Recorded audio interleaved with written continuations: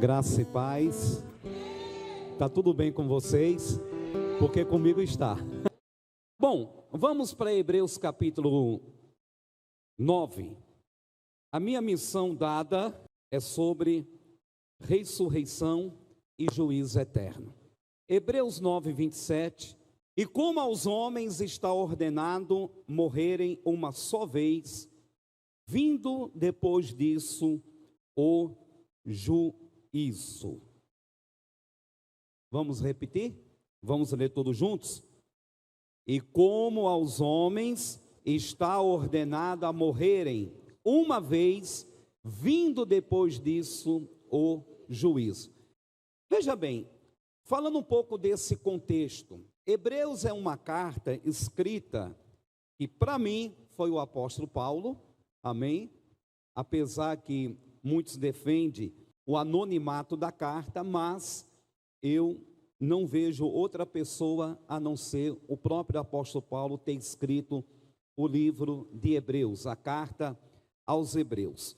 A carta aos Hebreus ela foi escrita direcionada para cristãos de origem judaica, cristãos que estavam passando por um tempo de tribulação, de perseguição.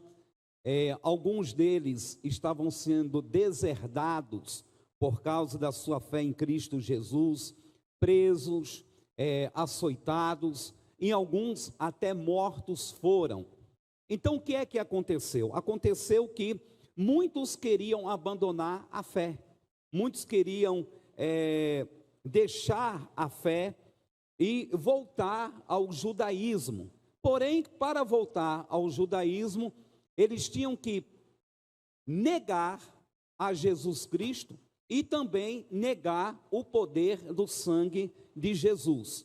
E claro que se alguém fizesse isso, estava colocando em risco a sua própria salvação e a sua própria eternidade. Então, Hebreus tem o propósito de advertir, de exortar, de chamar para perto justamente aqueles que estavam sendo tentados a abandonar a fé. E o apóstolo, ele usa muito exemplos aqui do Antigo Testamento. Ele usa Moisés, ele usa Arão, ele usa Melquisedeque, ele usa os sacrifícios levíticos, ele vai usando toda aquela estrutura do Antigo Testamento, porque ele está lidando aqui com cristãos judeus. Eram cristãos, eram nascidos de novo, haviam recebido Jesus como Salvador, porém eles eram judeus. Por isso que a temática de Hebreus é muito parecida com o Antigo Testamento, principalmente com o livro de Levítico. Se você pegar a tua Bíblia, duas Bíblias, uma em Hebreus e outra Levítico, você vai perceber que Hebreus está explicando o livro de Levítico. No contexto do capítulo 9, ele está abordando, no capítulo 9, na verdade desde o capítulo 8, ele está abordando o contraste entre os sacrifícios levíticos, onde se exigia a morte de animais, para os sacrifícios repetitivos pelos pecados. Então, o que é que acontecia lá na antiga aliança, para a gente ficar dentro do contexto? Então, no Antigo Testamento, havia repetições de sacrifícios pelos pecados, mas o sacrifício de Cristo foi o único sacrifício, porque enquanto no Antigo Testamento, aquele sangue, embora que era sangue inocente de animais inocentes, porém eram imperfeitos, o sangue era imperfeito, o sangue não podia remover o pecado, o sangue de animais não tinha como remover o pecado, apenas cobria o pecado ou os pecados do povo. Mas o sangue de Jesus, devido à sua perfeição e devido ao perfeito pacto, ou a nova aliança que ele representa, a superior aliança, conforme está no capítulo 8 de Hebreus, versículo 6, então ele é um único sacrifício. É por isso que dentro desse contexto, ele vai falar no versículo 28, ou melhor, ele vai falar no versículo 26, de outra maneira, necessário lhe fosse padecer muitas vezes, falando de Cristo, desde a fundação do mundo, porque um homem pecou desde a fundação do mundo, mas agora na consumação dos séculos, uma vez se manifestou para aniquilar o pecado pelo sacrifício de si mesmo. Aí ele vem no 28, a gente pula para o 28 porque vamos voltar para o 27.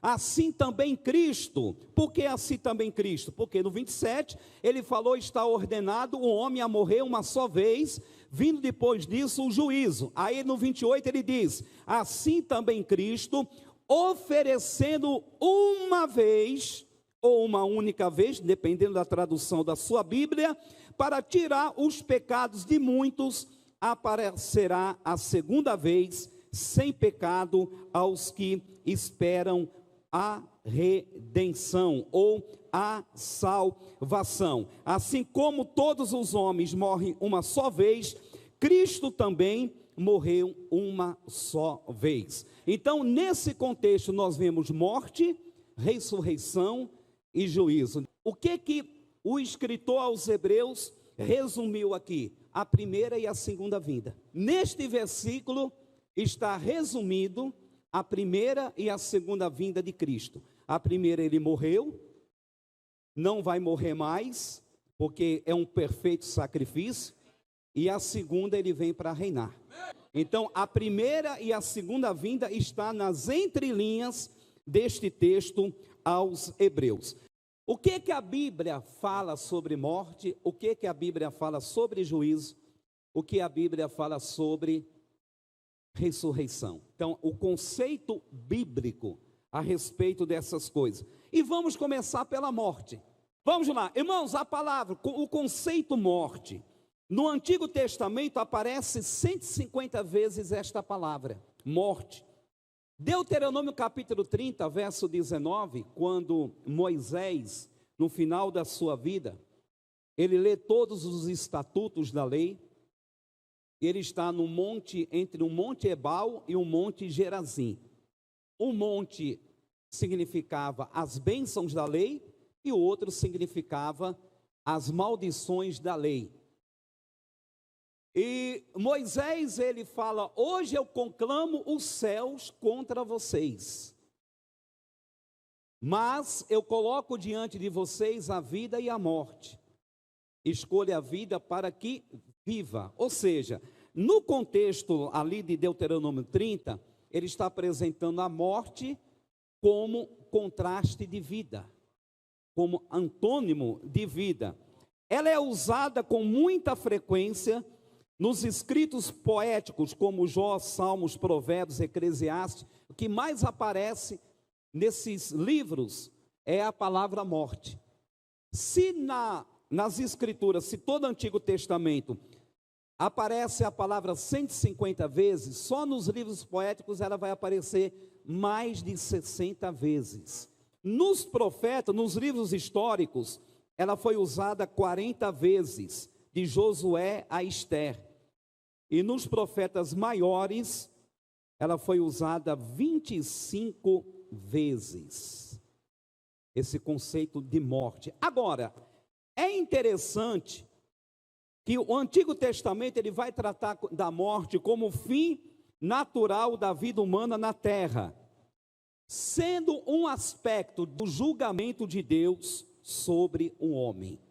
A morte no Antigo Testamento ela é apresentada como um aspecto do julgamento de Deus sobre o homem.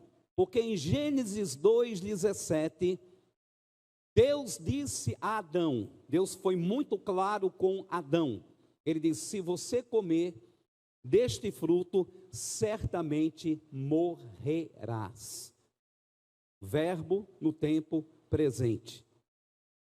Então, a morte no Antigo Testamento é um aspecto do juízo de Deus sobre um homem. Aí nós vamos perceber que, consequentemente, todos os homens morrem, conforme está em Números 16, 29. Todos os homens morrem. Então, isso é muito claro nas Escrituras. Todos os homens morrem. A Bíblia ela fala que todos os homens morrem.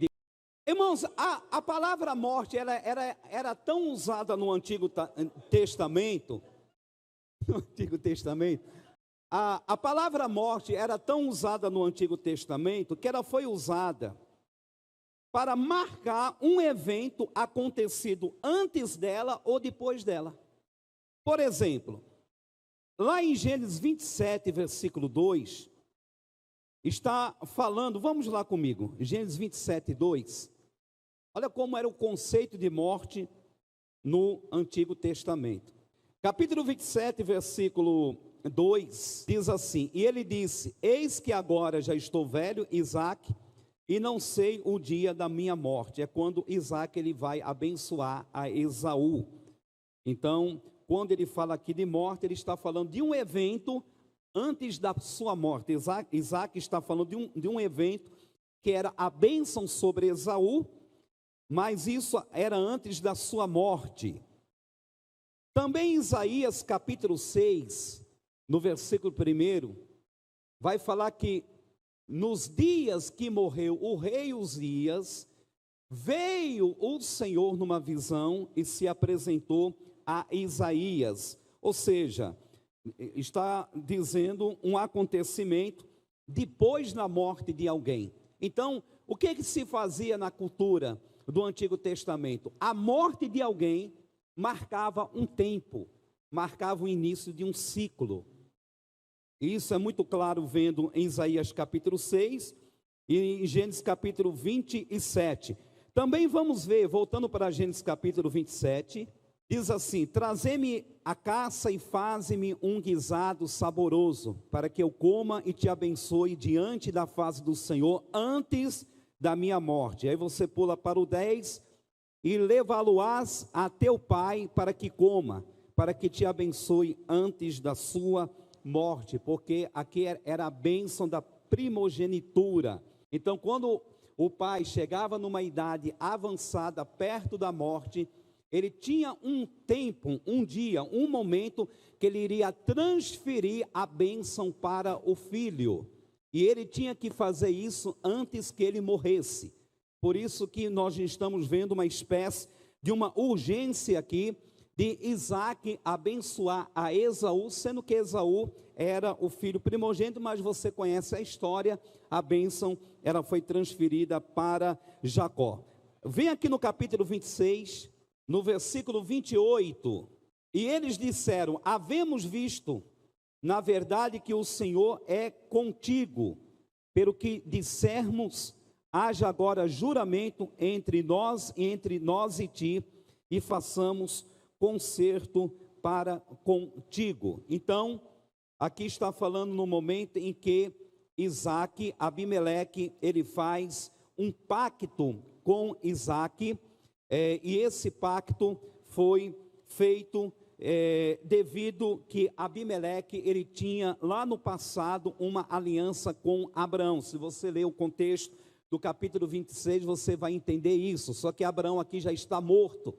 Então, como foi feito um pacto no passado, agora Isaque, Abimeleque, o rei Abimeleque, ele faz um pacto com Isaque, ele faz uma aliança com Isaque. Então, a morte era usada justamente para marcar esses tipos de evento. A morte também era usada como instrumento de execução de justiça. Você pode ver em Deuteronômio capítulo 21, no verso 22, o versículo 33, e Provérbios 16, 14. Então, a morte também era usada no Antigo Testamento como instrumento de justiça, como instrumento de punição. Quando a justiça ela ia ser executada, quando ia executar a justiça sobre alguém, um dos instrumentos era a morte. É por isso que você vê tanta morte no Antigo Testamento. Você muitas vezes lê o Antigo Testamento e você não compreende. Não, por que entrar numa cidade, numa nação, matar todo mundo? Ali era um instrumento de execução de justiça. Por que que Deus chega para Saul e fala: olha, entra, vai Abimeleque, passa a espada em todo mundo, não deixa ninguém vivo, nem os animais. porque ali era um instrumento de justiça. Então, quando chegava, se nós voltarmos lá para Gênesis capítulo 15, Deus prometeu a Abraão que a sua descendência iria ficar 400 anos como escravo, enquanto o cálice da impiedade dos amorreus, dos jebuseus, dos cananeus enchesse. Então, veja bem que esses 400 anos era um tempo da misericórdia de Deus para aquelas nações, para que eles se arrependessem. Mas chegaria um tempo que o julgamento viria sobre eles. E muitas vezes esse julgamento era feito através da morte.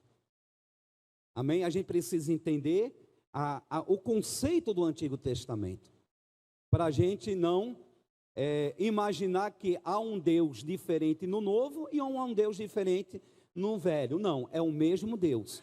Porém, as alianças eram diferentes. As dispensações, elas eram diferentes. A morte esteve nos Salmos de Davi, quando ele expressou o quão próximo ele esteve dela. No Salmo 18, por exemplo, com referência a 2 Samuel, capítulo 22. E a morte de Cristo também foi prevista no Antigo Testamento.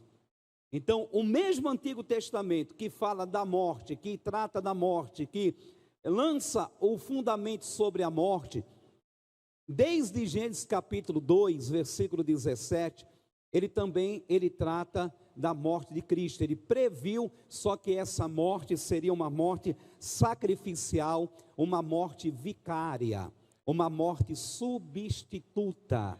Era onde, na previsão de Deus, através dos profetas, através das alianças, através de toda aquela simbologia do Antigo Testamento, Deus estava prevendo a morte de um, no qual todos que morreram receberiam vida por meio dele. O conceito também foi usado para descrever o juízo de Deus. Jeremias 4, 43, 11, Lamentações 1, 20 e Jeremias 21, versículo 8 e 9. Então, como era a morte usada no Antigo Testamento? Por isso que a gente precisa ler o Antigo Testamento e entender o contexto de cada passagem. A morte no Antigo Testamento é ausência de vida. Claro, sim, é o conceito geral, mas não é somente isso. Então você precisa entender pelo contexto da passagem. E aqui nós estamos facilitando isso para você. A morte também foi usada para designar o reino dos mortos. O Sheol, que era um reino dos mortos. E a Bíblia vai dizer no Antigo Testamento que este lugar, reino dos mortos, ele tinha portas, Salmos 9, 13, Salmos 107, 18. Ele tem quarto, câmaras, né? Câmaras eram quartos, né? Lá, isso está em Provérbios 7, 27. E é o caminho dos ímpios. O caminho dos ímpios leva a esse domicílio, conforme Provérbios 5, versículo 5. Então, o Antigo Testamento também traz aquele conceito que a gente sempre fala da parábola de Rico e Lázaro. Então, Sheol no Antigo Testamento era o quê? Era o nome dado ao mundo dos mortos, ou o reino dos mortos. Algumas traduções usaram Sheol para traduzir por sepultura no Antigo Testamento. Algumas traduções, infelizmente, cometeram um erro. Por quê? Isso dá margem para algumas doutrinas que se sustenta em cima disso para dizer que tudo acaba na sepultura e que o inferno é a sepultura. Então isso foi um erro de tradução, tá certo? E usar a palavra Sheol, traduzir por sepultura. A tradução correta de sepultura não é Sheol, é Keber. Keber está falando de uma sepultura. É diferente de Sheol. Sheol está tratando do mundo dos mortos, ou seja, onde ia o espírito ou os espíritos daqueles que morriam. E a esperança do Antigo Testamento era o aniquilamento da morte, quando a monarquia messiânica fosse estabelecida. Isaías capítulo 25, vamos ver lá comigo. Isaías 25, 8. Aniquilará a morte para sempre, assim enxugará o Senhor Jeová as lágrimas de todos os rostos, e tirará o opróbrio do seu povo. O opróbrio era morte, do seu povo de toda a terra, porque o Senhor o disse. Então, a mesma esperança de ressurreição que o cristão tem no Antigo Testamento tinha essa mesma esperança. O aniquilamento da morte, que hoje nós aguardamos isso, o último inimigo a ser derrotado, que é a morte, isso já era também a esperança do Antigo Testamento. No milênio, a morte será totalmente erradicada da terra, ok? Agora, vamos para o Novo Testamento. Conceito de morte no Novo Testamento. No Novo Testamento é usada para descrever a separação da alma, a parte espiritual do homem, do corpo ou do espírito, da parte material. Tiago, capítulo 2, é muito claro falando a respeito disso. Então, a morte era a separação do espírito, né? Do homem. Evidentemente, o espírito possui uma alma, da parte material que é o corpo. É o último cessar, o conceito de morte no Novo Testamento, é o último cessar das funções e a volta para o pó. João capítulo 11, 13, falando sobre a morte de Lázaro. Hebreus 2, 15. Hebreus 5, 7 e Hebreus 7, 23. Também no Novo Testamento, a morte ela é vista como uma intervenção. 9:15 de Hebreus. E por isso é mediador de um novo testamento, para que, intervindo a morte, para a remissão das transgressões que havia debaixo do primeiro testamento, os chamados recebem a promessa da herança da vida eterna. Então, a morte aqui, ela é vista como uma intervenção. Então, a morte de Jesus foi uma intervenção de Deus para solucionar o problema do pecado. A morte também no Novo Testamento, ela é vista como uma ferida, como um golpe. Ali em Apocalipse 13, tratando ali da besta, que é ferida com uma chaga mortal, que no original é um golpe de morte, ou uma ferida de morte. É a separação. Agora, a gente vai entender um pouco mais do conceito de morte, no Novo Testamento, voltado mais para a morte espiritual, o que aconteceu lá no Éden. Então, a morte também no Novo Testamento fala da separação do homem de Deus. Adão morreu no dia que desobedeceu a Deus e destinou isso a todo o gênero humano. Romanos 5,12. Assim como pelo homem entrou o pecado no mundo e pelo pecado a morte, assim todos os homens morreram. Então, o Novo Testamento ele já traz esse conceito, ele trabalha esse conceito mais na morte espiritual, enquanto o Antigo Testamento trabalhava mais o conceito da morte física. A gente vai entender o que aconteceu no Éden quando Adão desobedeceu a Deus. A gente vai compreender isso lendo as epístolas, lendo Romanos, por exemplo. Aí a gente vai entender o que foi que aconteceu. Quando o homem ele peca, quando ele desobedece a Deus, embora que ele morreu com quase 900 anos depois fisicamente, mas espiritualmente, esse homem, Adão, ele morre imediatamente. Agora, os que são de Cristo são livres dessa morte espiritual. João 5,14, 1 João 3,14, fala que nós já passamos da morte para a vida. É claro, estamos livres hoje da morte espiritual. A morte nas Escrituras não é o sinônimo de uma não existência, mas, assim como a vida espiritual é a existência consciente e comunhão com Deus, a morte espiritual é a existência consciente sem a comunhão com Deus. não acaba no túmulo.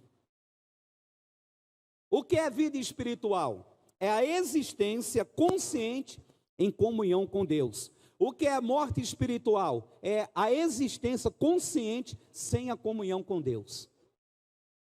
Por isso que nós temos que pregar o Evangelho. Por isso que temos que falar do amor de Cristo. O quanto nós temos tempo, devemos levar o Evangelho, pregar o amor de Cristo. A morte é vista, supramencionada sempre nas Escrituras, como consequência da pena do pecado. Romanos 5,12. É muito claro. Romanos 5, ali a partir do versículo 12, Paulo é muito categórico dizer que a morte, ela é vista como pena do pecado. O pecado aqui é o pecado original, para você não pensar que se um cristão morreu porque ele estava em pecado e morreu. Não, é a morte, é o pecado original, o pecado praticado por Adão. Então a morte é uma punição, é uma pena sob esse pecado. Agora, nesse aspecto, Jesus se submeteu à cruz na qualidade de portador do pecado para esse fim. Como assim? 1 Pedro capítulo 2, versículo 24. Ele diz: levando ele mesmo em seu corpo os nossos pecados sobre o madeiro, para que mortos para os pecados pudéssemos viver para a justiça, e pelas suas feridas fostes sarados. Ou seja, Jesus, ele assume o nosso lugar de morte. Ele assume o nosso lugar de morte. Jesus, ele não fez um teatro na cruz, ele nos substituiu na cruz. Ele vai no lugar do pecador, ele assume o lugar do pecador, ele assume a nossa maldição, ele assume a nossa condenação e leva sobre si. Ele é o portador dos nossos pecados. Veja bem que os nossos pecados foram lançados sobre o seu corpo. Ele se tornou maldito no nosso lugar, para nos redimir, para nos purificar, para nos santificar, para nos dar essa nova vida. Então, a morte é vista como uma punição pelo pecado, não em si mesma, mas devido ao seu relacionamento com a morte espiritual. Ao pecar, o homem ficou sujeito a ela, e ela estabeleceu o seu reino no mundo a partir do pecado do homem.